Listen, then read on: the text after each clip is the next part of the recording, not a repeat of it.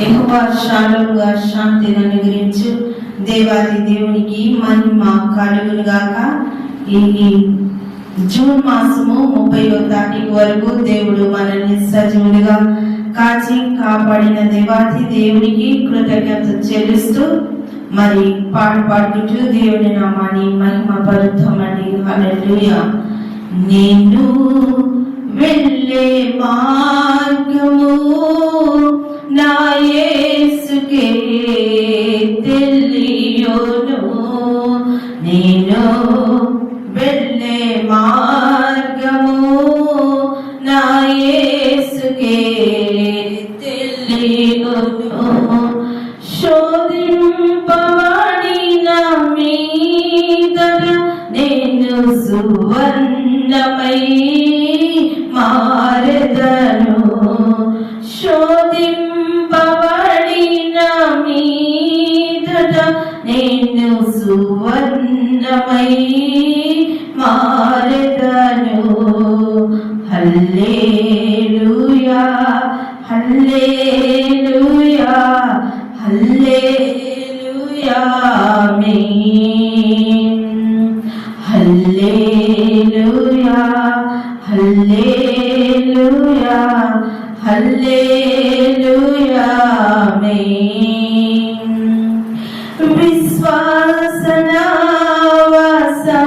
విశ్వాసనావసాగుచు పయనించు సమయాన నా ప్రభు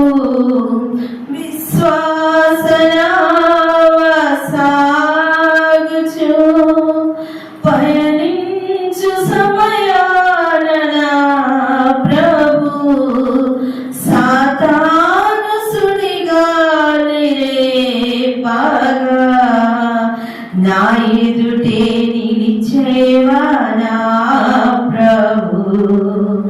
సాతాను సుడిగాలి రేపగా నా ఎదుటే నిలిచేవా నా ప్రభు. హల్లెలూయా హల్లెలూయా హల్లెలూయా ఆమేన్ ఆమేన్. హల్లెలూయా హల్లెలూయా హల్లెలూయా ఆమేన్. హల్లెలూయా. ఇది కాల సమయంలో మనము వాగ్దానాన్ని విందామని, మన కొరకు దేవుడు అనుగ్రహించే వాగ్దానాన్ని విని దేవుని స్తుతిద్దాం. హల్లెలూయా.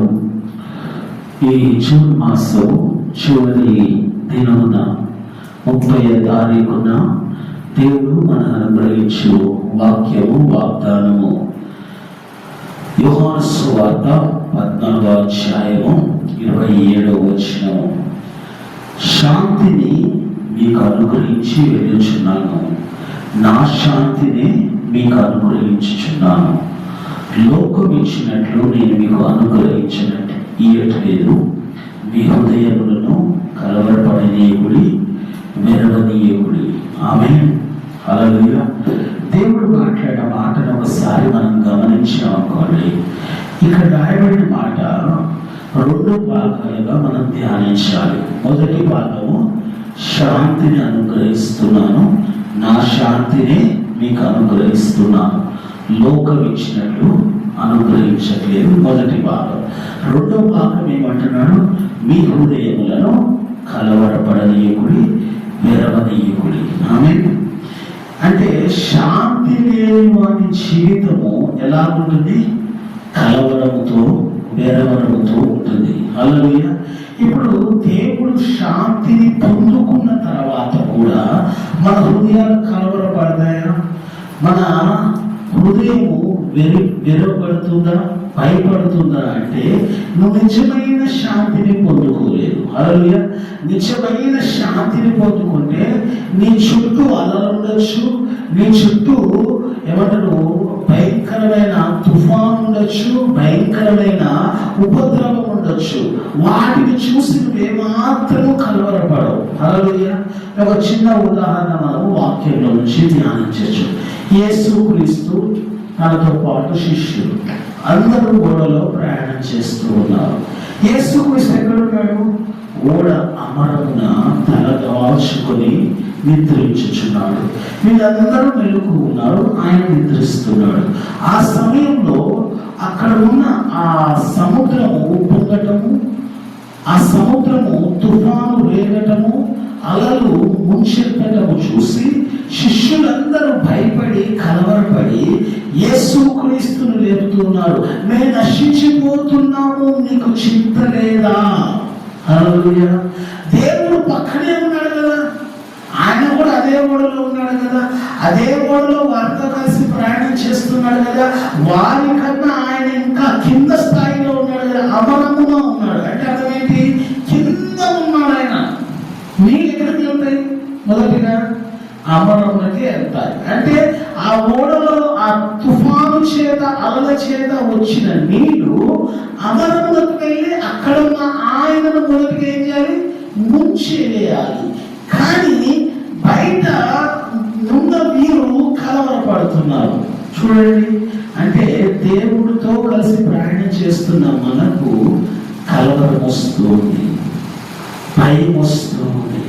అందుకనే సామెతల గ్రంథంలో ఈ మాట రాస్తున్నాడు, 3వ అధ్యాయం 2వ వచనంలో, దీర్ఘాయువును సుఖజీవంతో గడుపు సంవత్సరములను శాంతిని నీకు కలుగ చేయును. ఆమేన్. ఏంటంట? దీర్ఘాయువు చేస్తాడు, తర్వాత చెప్పండి సుఖజీవం ఇస్తాడు, దాని తర్వాత శాంతిని నీకు కలుగ చేస్తాడు అంటున్నాడు. హల్లెలూయా. అంటే శాంతి మనకు అనుగ్రహించబడింది అనుకో, అప్పుడు మనం ఏం చేస్తాము? కలవరపడము. ఆయన అంటున్నాడు, లోకం ఇచ్చినట్టు నేను మీకు ఇవ్వట్లేదు. లోకంలో ఎలా ఉంటుందంటే శాంతి డబ్బులు ఉన్నప్పుడు ఉంటుంది. చెప్పండి, చేత డబ్బులు బాగున్నాయి అనుకోండి శాంతి ఉంటుంది, చేతిలో బాగా ఆస్తి ఉందనుకోండి నెమ్మది ఉంటుంది, చేతిలో బాగా మనకి ఆరోగ్యం ఉందనుకోండి శాంతి ఉంటుంది. కానీ దేవుడికి అటువంటి శాంతి నేను ఇవ్వట్లేదు. నేను ఇచ్చే శాంతి మీకు అది ఎల్లప్పుడూ ఉంటుంది, అది నిత్యము ఉండే శాంతి. యెహోవా షాలోమ్, ఆయన సమాధానకర్తకు అధిపతి. ఆమేన్. ఆయన శాంతిని అనుగ్రహించువాడు. ఆ శాంతి ఎలా వస్తుందంటే 26వ అధ్యాయం 3వ వచనం యెషయా గ్రంథం, ఎవరి మనస్సు నీ మీద ఆనుకునునో వారిని నువ్వు పూర్ణ శాంతి గలవానిగా కాపాడుతూ, ఏదైనా అతడు నీ యందు విశ్వాసం ఉంచి ఉన్నాడు. ఆమేన్. నీ పూర్ణ శాంతి రావాలి అంటే నీవు ఆయన మీద ఆనుకోవాలి, ఆయన మీద ఆధారపడాలి, ఆయన మీద నీ జీవితాన్ని అంటి పెట్టుకొని ఉండాలి. ఆయనతో నీవు దగ్గరగా సహవాసం చేస్తూ ఉండాలి. ఎవరి మీద ఎవరి మనస్సు నీ మీద ఆనుకోను, నా మనస్సు ఆయన మీద ఆనుకుంటే ఆయన నన్ను పూర్ణ శాంతి గలవానిగా చేస్తానంటున్నాడు. చూడండి, పూర్ణ శాంతిగా. ఎందుకు? నేను పూర్తిగా ఆయన మీద ఆనుకున్నాను కాబట్టి, పూర్తిగా ఆయన మీద ఆధారపడ్డాను కాబట్టి. ఏలియాను గమనిస్తే ఏలియా పరిస్థితి ఎలా ఉంది? ఆహారం లేదు. ఆహారం లేని పరిస్థితిలో దేవుడు కాకుల చేత పోషించాడు, దేవుడు సారెపతు విలువల చేత పోషించాడు. ఎందుకు? అతను చింతించట్లా, నాకు ఆహారం ఎక్కడికి వచ్చింది కరువులో, నాకు నీరు ఎక్కడి నుంచి వచ్చింది కరువులని చింతించట్లా. శాంతి కావాలి అంటే చింత ఉండకూడదు, కలవరం ఉండకూడదు. నీ హృదయం చింతిస్తున్నా నీ శాంతిని కోల్పోతావు, నీ హృదయం కలవరంతో ఉన్నా నువ్వు శాంతిని కోల్పోతావు. కానీ ఈ జూన్ మాసం చివరి దినమున దేవుడు ఏమంటున్నాడు? నా శాంతినే నీకు అనుగ్రహిస్తున్నాను అంటున్నాడు. అంటే ఈ చివరి దినమున నువ్వేం చేయాలి? ఆయన అనుగ్రహించి శాంతిని పొందుకొని రాబోతున్న నూతన మాసంలోకి ఆ శాంతితో ప్రవేశించాలి. అంటే you have to enter coming month with peace.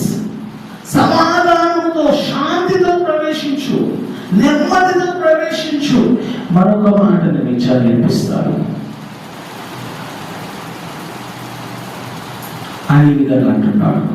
ఏమంటున్నాడు చూడండి, 1 యోహాను పత్రిక 2వ అధ్యాయం 2వ వచనం.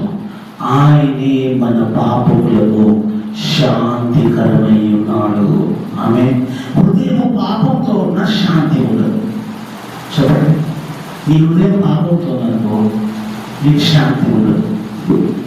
ఈ చివరి దిన పాపం అంటే విడిచిపెట్టు, పాపాన్ని దూరం చేసుకో, పాపం నుండి పారిపో. ఎవరన్నా ఎవరేశ్వరు నేనే పారిపోమన్నాడు పౌలు భక్తుడు తిమోతితో. ఈ హృదయంలో పాపం ఉంటే, అతిక్రమం ఉంటే శాంతి ఉండదు. గమనించండి, ఆందోళన ఉంటుంది. అదే పాపం లేకపోతే శాంతి నిన్ను ఏలుతూ ఉంటుంది, సమాధానం నీలో విస్తరిస్తూ ఉంటుంది. కాబట్టి దేవుని శాంతి నీలో ప్రవేశించాలంటే నువ్వు చేయాల్సిన పనులు 3 ఉన్నాయి. మొదటిది ఆయన మీద ఆనుకొని ఆయన మీద ఆధారపడు. రెండవది నీ హృదయాన్ని భయముతో కానీ కలవరంతో కానీ నింపుకో, తీసివే. మూడవది పాపము తీసేయి. అప్పుడు నీ హృదయం శాంతితో నింపడు. నా శాంతిని ఇస్తానన్నాడు. ఆ శాంతిని పొందుకున్నాం. ఇట్స్ ఎ గ్లోబల్ పీస్ కాదు. చాలా మంది ఏమంటారంటే యుద్ధాలు చేసుకోకుండా పక్క దేశాలు గ్లోబల్ పీస్, లేకపోతే అప్పుడు దాయాదుల మధ్య యుద్ధం జరగకుండా వారు సమాధాన పడుతుంటారు. అది కొంతకాలమే. మరి కొంతకాలం అయిన తర్వాత మళ్ళీ యుద్ధాలు చేసుకుంటారు. అంటే శాంతి పొందలేని, శాంతి పొందలేనిప్పుడు తీసివేయబడింది, కొట్టివేయబడింది. కానీ దేవుడు ఒకసారి నీతో శాంతి ఒప్పందం చేసుకున్నాడు అనుకో, అది కొట్టివేయబడదు. నీ జీవితంలో నీ బంధుమిత్రులకి నీకు గొడవైంది, నీ రక్త సంబంధులు నీకు వివాహం వచ్చింది, శాంతి అంటే సమాధాన పడ్డారు, శాంతి చేసుకున్నారు, 4 పెద్దలు కూర్చుని, అది కొంతకాలం ఉంటుంది. కానీ దేవుడు ఇక్కడ చేసుకునే నిబంధన, ఆ ఒప్పందము అది నిత్యము నిలిచేది, నిత్యము అనుగ్రహించే శాంతి. అది ఒక రోజు ఉండి ఇంకో రోజు వెళ్ళిపోయేది కాదు, ఒక మాసం ఉండి ఇంకో మాసం వెళ్ళిపోయేది కాదు, ఒక సంవత్సరం ఉండి ఇంకో సంవత్సరం వెళ్ళిపోయేది కాదు. అది నిత్యము ఉండే శాంతి. దేవుడి మాటలు దీవించును కాక. ప్రార్థన చేద్దాం. పరిశుద్ధుడా మా ప్రియ పరలోకపు తండ్రి, ఈ జూన్ మాసం చివరి దినమున నువ్వు మాట్లాడిన మాటలు మేము జ్ఞాపకం చేసుకుంటూ ఉన్నాం. యోహాను సువార్తల నుంచి మాట్లాడావు. ఈ లోకం ఇచ్చినట్టు నేను మీకు ఇవ్వట్లేదు, నా శాంతిని ఇస్తున్నానన్నారు. అవును ప్రభా, నీ శాంతి మాకు కావాలి. ఈ లోకంలో జీవించాలంటే ఎన్నో ఉపద్రవాలు ఉన్నాయి, ఎన్నో సమస్యలు ఉన్నాయి, ఎన్నో శ్రమలు, ఎన్నో అపాయాలు, ఎన్నో కష్టాలు, కన్నీళ్ళు ఉన్నాయి.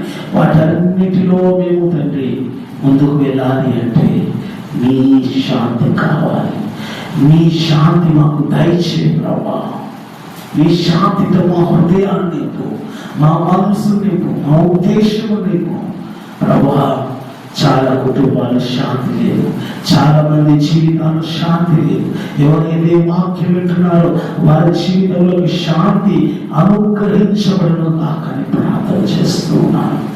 ఎవరి మనస్సు నీ మీద అనుకుంటారో వారి పూర్ణ శాంతి కలవానిగా చేస్తానన్నా ప్రభా. నీ మీద అనుకుని కృపను దయచేయండి, నీ మీద ఆధారపడే కృపను దయచేయండి. ఆందోళన మనసు తీసివేయండి, తొందర మనసు తీసివేయండి, తొందరపాటు తీసివేయండి, భయము తండ్రి ప్రభా కలవరము తీసివేయండి.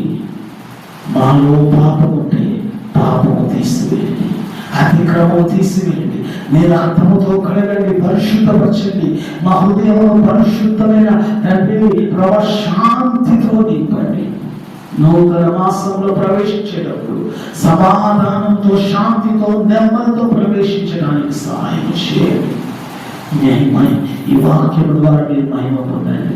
రాబోతున్న మాసంలో నూతన వాగ్దానంతో, నూతనమైన ప్రభావ తండ్రి మీకు వందనాలు, దీవెనతో మమ్మల్ని ప్రవేశింపచేయమడుగుతూ ఈ ప్రార్థన సమర్పిస్తూ యేసు నామమున అడుగుచున్నాము మా ప్రియ తండ్రి. ఆమేన్. అందరికీ ప్రైజ్ ది లార్డ్. దేవుడు మనందరూ దీవించును గాక. పాస్టర్ సాల్మన్ రాజు యూట్యూబ్ ఛానల్ని ప్రతి ఒక్కరు సబ్స్క్రైబ్ చేసి, లైక్ చేసి, షేర్ చేయాల్సిందిగా కోరుతూ ఈ మాటలు ముగిస్తూ ఉన్నాను.